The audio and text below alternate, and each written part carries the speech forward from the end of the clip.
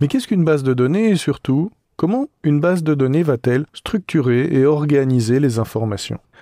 D'abord, une base de données, c'est un conteneur qui va regrouper un certain nombre de données sous forme, si nous parlons des bases de données traditionnelles qui sont dans le modèle relationnel et qui sont MySQL, SQL Server, Oracle, etc., c'est-à-dire la quasi-majorité des bases de données que vous allez utiliser en développement, les bases de données relationnelles organisent les données à l'intérieur de tables, et ces tables vont être liées par des relations.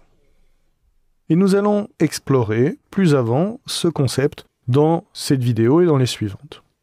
Sachez qu'il y a un modèle émergent qui va vous permettre éventuellement de résoudre d'autres problématiques ou de répondre à d'autres besoins, et qui est le modèle NoSQL.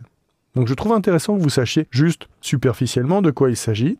Ça vous permet éventuellement, selon ensuite vos besoins de développement, de faire un choix entre les deux modèles, en sachant que le modèle relationnel est le modèle le plus abouti et celui qui est encore maintenant le modèle dominant dans le monde des bases de données.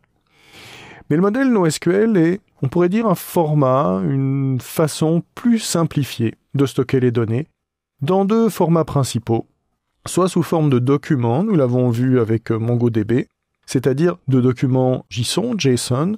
J'insiste sur ce point parce que quand nous parlons de documents dans une base de données comme MongoDB, nous ne parlons pas de documents Word ou de PDF, nous parlons bien d'une façon structurée de stocker les informations. Et nous avons un modèle simplifié également sous forme de paires clés-valeurs. Donc certains moteurs NoSQL stockent les données sous forme de paires clés-valeurs. Qu'est-ce que ça veut dire une paire clés-valeurs ? C'est une structure simplifiée qui nous permet d'accéder à une information à partir d'un point d'entrée qui est la clé. Dans un langage de programmation comme Python, par exemple, la structure de données paires clés-valeurs s'appelle un dictionnaire. Et c'est une excellente façon de voir les choses. Une collection de paires clés-valeurs agit tout à fait comme un dictionnaire. Quand vous cherchez dans un dictionnaire une information, vous le cherchez à partir d'un mot. Vous cherchez une entrée, comme par exemple le mot maison. Donc vous ouvrez votre dictionnaire, vous cherchez le mot maison, et vous savez comment le trouver puisque c'est organisé par ordre alphabétique. Vous trouvez le mot maison, et qu'est-ce que vous récupérez ? La définition.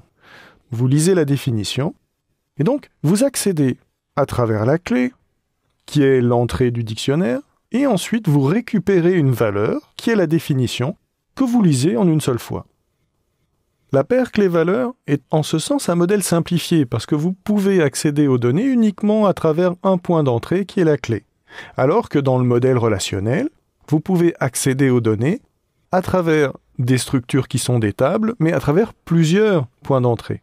Donc ça implique également que dans le modèle relationnel, vos tables soient mieux structurées.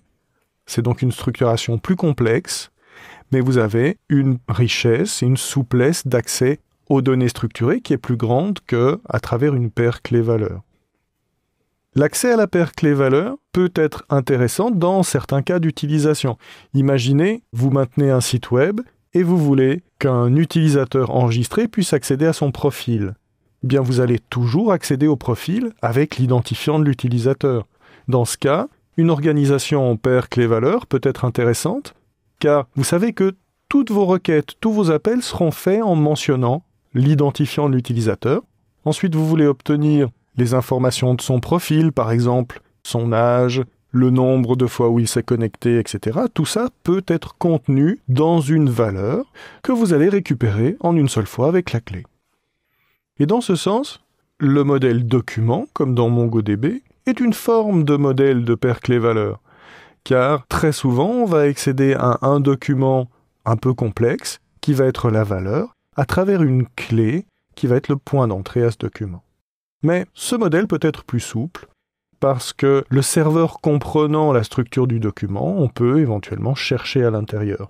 Alors qu'ici, le serveur de base de données va permettre un accès sur la clé, mais la valeur est quelque chose qu'on va stocker nous-mêmes sans que, si vous voulez, le serveur ait l'intelligence de comprendre ce qui se passe dans la valeur.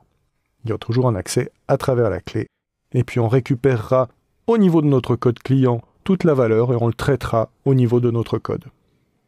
Donc voilà, c'était pour spécifier ces deux types de structures de données, de bases de données.